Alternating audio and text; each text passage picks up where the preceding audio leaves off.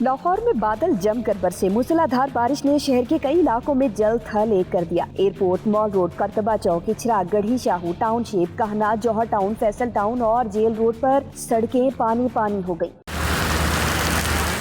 سرگودا شہر اور نواحی علاقوں میں بھی گرج چمک کے ساتھ ہلکی بارش ہوئی۔ قصور اور پنجاب کے دیگر علاقے بھی بھیگ گئے۔ قصور شہر کی گلیاں تالاب کا منظر پیش کرنے لگیں، جس سے شہریوں کو مشکلات کا سامنا کرنا پڑا۔ خیبر پختونخوا کے ضلع نوشہرہ میں بھی گرج چمک اور ٹھنڈی ہواؤں کے ساتھ موسلادھار بارش ہوئی۔ ملک میں بارشوں کی وجہ سے Hazara, Rawalpindi, D G Khan division اور کشمیر کے ندی نالوں میں طغیانی کا خدشہ ہے۔ لاہور، گوجرانوالہ، فیصل آباد کے نشیبی علاقے بھی زیر آب آنے کا امکان ہے۔